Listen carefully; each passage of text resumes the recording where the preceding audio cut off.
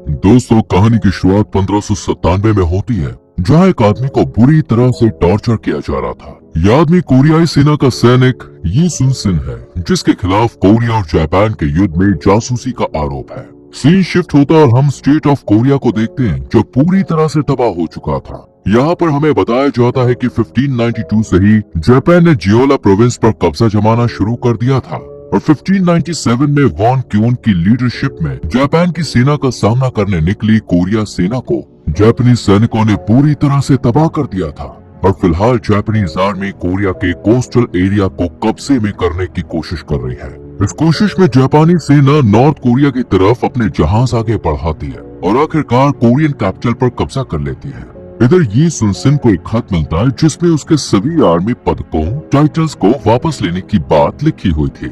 यी सुन सिन को ये पढ़कर बहुत बुरा लगता है, लेकिन वो एक सच्चा देशभक्त था, इसलिए जापान से बदला लेने का डिसाइड करता है। यी सुन सिन अपने मिशन को कामयाब करने के लिए अन्य सैनिकों को इकट्ठा करता है और युद्ध में बचे कुचे जहाजों को भी अपने कब्जे में कर लेता है। इसके साथ ही उसके सैनिकों ने हथियार इकट्ठा करना शुरू कर दिया था। ये सुन सिन अपने सैनिकों के साथ साउथ सी के वेस्ट पोर्ट में मौजूद ब्यूकपा पोर्ट पर सेटल हो जाता है। ब्यूकपा पोर्ट से 100 मीटर की दूरी पर हम उड़ान पोर्ट को देखते हैं, जिसे अब जापानीज ने अपने कब्जे में कर लिया था।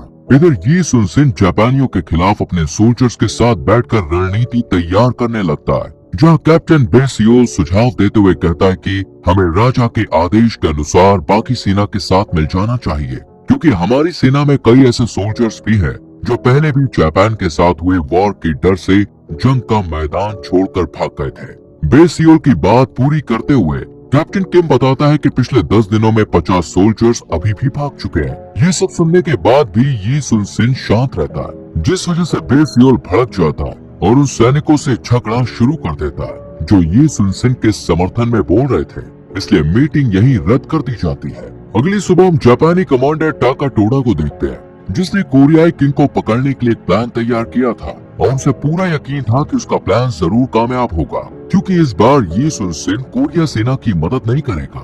ऊपर से जापानी मिनिस्टर ने टाकाटोडा की मदद करने के लिए कुछ और सैनिक भी भेज दिए थे, जिनमें जनरल वाकिजाका और जनरल किरोशिमा भी शामिल थे। दूसरी तरफ ये सुन सिन का जासूस यंग का एक खत लेकर आता है, जिसमें जापानी सेना की तैयारियों के बारे में लिखा था। साथ ही जून यांग ये भी बताता है कि उम्ब्रा पोर्ट पर क्या क्या हुआ था। इसके बाद ये सुन सिन जून सांग को जापानी सेना की ओर जासूसी करने के लिए भेज देता है और जून यांग निकल ही रहा होता है कि तभी उसकी पत्नी उसे एक तावीज देती है जो उसकी रक्षा के लिए था। इधर जापानी हेडक्वार्टर में जनरल कुरुशिमा कमांडर टाकाटोडा से कहता है कि हमें जल्द ही कोरियाई सेना पर हमला करना चाहिए, क्योंकि हम उसे हरा सकते हैं, वैसे ही जैसे ये सुन सिन को हराया था। जनरल कुरुशिमा की ये बातें वाकिजाका को पसंद नहीं आती और वो विरोध करता है और दोनों के बीच फाइट शुरू होने से बाल बाल बच जाती है। वहीं कमांडर टाकाटोडा कुरुशिमा का साथ देता है और आज रात जश्न मनाने को कहता है। अगली सुबह ब्यूकपा पोर्ट पर एक जहाज आता है, जिसे देख कोरियंस परेशान हो जाते हैं, क्योंकि उनके कमांडर का सर कटा हुआ उसी शिप पर लटका हुआ था।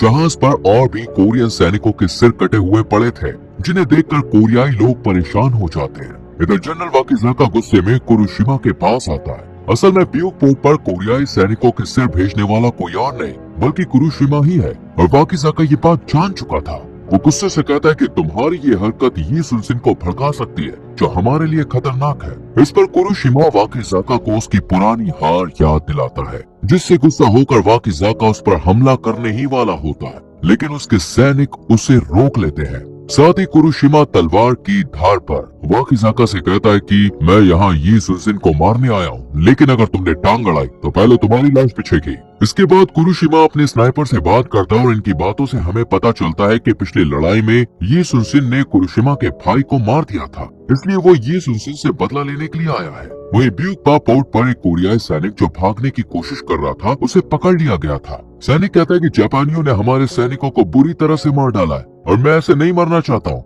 इसलिए मैं इस जंग में नहीं जाना चाहता। ये सुनकर ये सुन सिन इस सैनिक का सर धड़ से अलग कर देता है और ये देखकर वहाँ पर हर कोई हैरान रह जाता है। असल में ये सुन सिन नहीं चाहता था कि उसका कोई भी सैनिक जापानी सेना से डरे, न ही वो किसी को हार मानने देना चाहता था। इसलिए वो सभी सोल्जर्स को डिसिप्लिन होने के लिए कहता है और खुद ब्लड आइलैंड जाता है, जहाँ की धाराएं इतनी तेज थी कि आवाज सुनकर ऐसा लग रहा था मानो मरे हुए सैनिक रो रहे हों।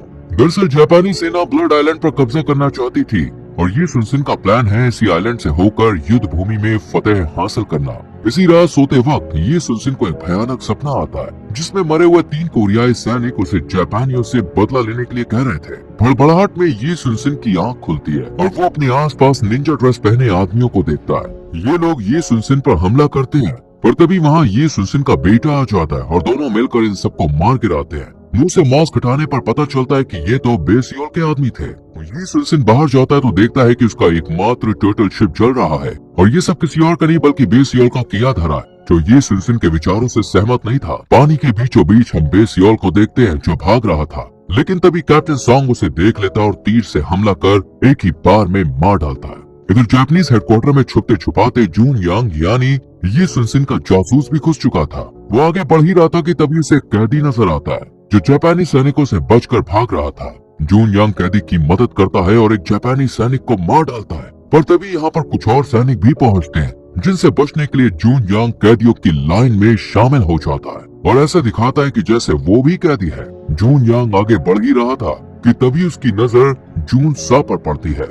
जून सा असल में कोरियाई सैनिक था, लेकिन फिलहाल ये सुनसिन की जासूसी करने के लिए भेष बदलकर जापानी सेना में काम कर रहा है। वही भागने वाले कैदी पर कुछ जापानी सैनिक हमला करते हैं, पर सुबोंग उसे बचा लेता है। जून सा यहाँ पे आता है और सुबोंग को ये सुन तक मैसेज पहुँचाने के लिए बोलता है, यानी ये भी ये सुनसिन के लिए काम करने वाला कोरियाई सैनिक है। कुछ देर बाद ही ये सुनसिन को खबर मिलती है कि अगले दिन जापानी सेना 350 शिप्स के साथ उस पर हमला करने वाली है। अब रात में यहाँ जापानी सेना हथियार, शिप्स और गन पाउडर को इकट्ठा करती है। वही ये सुनसिन भी अपने सोल्जर्स के साथ युद्ध की रणनीति तैयार करता है, लेकिन उसके सोल्जर्स कहते हैं कि हमारे पास इतने हथियार, बारूद और इक्विपमेंट्स नहीं है कि हम जापानी सेना का सामना कर सके। सैनिक ये सुनसिन को युद्ध में भाग न लेने की एडवाइस भी देते हैं। इसके बदले में वो ये सुनसिन से कहते हैं कि आप चाहे तो हमारा सर कलम कर दे, हमें अफसोस नहीं है। ये सुनते ही ये सुनसिन भी सभी टाउन वासियों को यहाँ इकट्ठा करने का आदेश देता है। सभी लोग के आने के बाद ये सुनसिन उनके घरों को आग के हवाले करता है और कहता है कि दुश्मन के शासन में जिंदा रहने से ज्यादा अच्छा है रणभूमि में जान गंवा देना।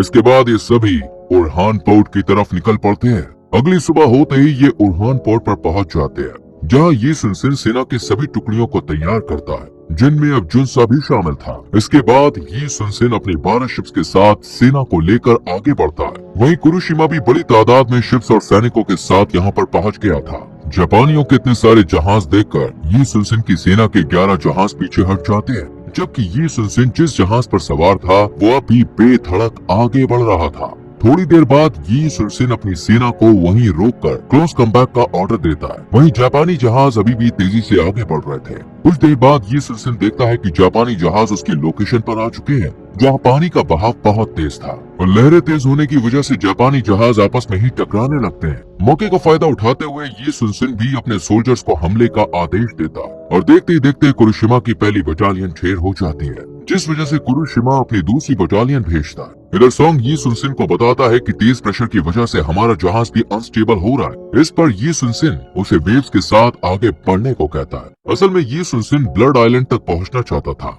कैप्टन सॉन्ग मदद के लिए बाकी शिप्स को सिग्नल भेजने की डिमांड करता है, पर ये सुनसिन मना करता है और क्लोज कम्बैट के लिए एक बार फिर ऑर्डर देता है। दूसरी तरफ जापानियों की दूसरी टुकड़ी भी पहुंच चुकी थी। दूसरी बटालियन के जापानी सैनिक कोरियन सैनिकों पर हमला कर देते हैं। उसे देखकर ऐसा लग रहा था मानो अब तो जापानी सैनिक इस लड़ाई को जीत ही जाएगी। यहाँ कई कोरियन सैनिक मारे जाते हैं, जिन्हें देखकर एक सैनिक गुस्से में फ्यूल बैरल में आग लगा देता है, जिस वजह से एक तेज धमाका होता है, जिससे शिप पर मौजूद ज्यादातर सैनिक मारे जाते हैं और ये सुनसिन भी घायल हो जाता है। ये सुनसिन अब कैप्टन सॉन्ग को हैवी गन और तोपों को शिप की डेक में लाने का ऑर्डर देता है, जबकि बहुत से सोल्जर्स शिप के नीचे से ही युद्ध करने के लिए तैयार होना शुरू कर देते हैं। एक एक करके कई तोपों को सैनिक इकट्ठा करते हैं और फिर ये सुनसिन सभी सैनिकों को नीचे लेटने का आदेश देता है। सैनिकों के नीचे लेटते ही तोपों से एक साथ अटैक होता है और जोरदार धमाके के साथ जापानी सेना की दूसरी बटालियन भी खत्म हो जाती है। वहीं बचे कुछ जापानी सैनिक जो कोरियंस के शिप्स पर मौजूद थे, उन्हें बचे हुए कोरियन सैनिक मार डालते हैं। ये सब देखकर दूर खड़े कोरियाई लोग जो इस युद्ध को देख रहे थे वो खुशी मनाने लगते हैं और बाकी 11 टुकड़ियां जो पीछे लौट गई थी उनमें भी अब फाइट करने की चाहत जाग उठती है। इसलिए ये सुनसिन 11 शिप्स को मदद के लिए बुलाने का सिग्नल कैप्टन को देने के लिए कहता है, लेकिन जो सोल्जर सिग्नल दे रहा था उसे कुरुशिमा का स्नाइपर शूट कर देता है ये सुनसिन दूसरे सैनिकों को डिफेंड करता है और ये लोग सिग्नल देने में कामयाब हो जाते हैं, लेकिन कुरुशिमा के स्नाइपर की नजर ये सुनसिन पर पड़ जाती है और वो उस पर निशाना लगा ही रहा था कि तभी कैप्टन सॉन्ग एक तीर सीधा स्नाइपर की आंख में मारता है और वो वहीं पर ढेर हो जाता है। इसके बाद ये सुनसिन कैप्टन से शिप को मोंगजोक पार्ट की तरफ ले जाने को कहता है। वही हिरोशिमा भी एक शिप जिसमें बारूद वगैरह और कोरियाई कैदी भरे हुए थे, उस जहाज को ये सुनसिन के पीछे भेज देता है, मानो उसे की सबसे पहले पता हो कि ये सुनसिन अब क्या करने वाला है। ये जहाज ये सुनसिन के जहाज के करीब जाने लगता है ताकि उनके पास जाकर ब्लास्ट हो सके। वहीं ये सुनसिन के सैनिक भी इस पर हमला करते हैं, जिस वजह से शिप की एक साइड डिस्ट्रॉय हो जाती है कि तभी जॉनसा की नजर जून यांग पर पड़ती है, जो इसी शिप में मौजूद था और बारूद को पानी में फेंककर उन्हें खतरे का सिग्नल देने की कोशिश कर रहा था।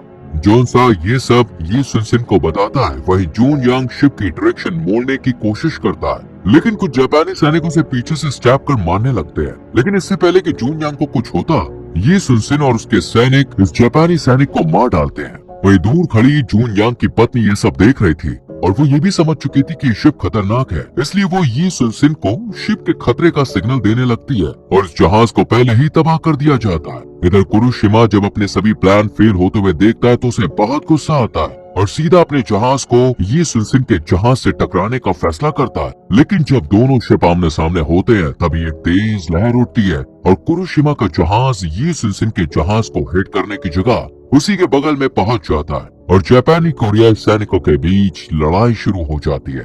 तभी ये सुनसिन की नजर अपने 11 शिप्स पर पड़ती है जो उसकी मदद को आगे आ रहे थे।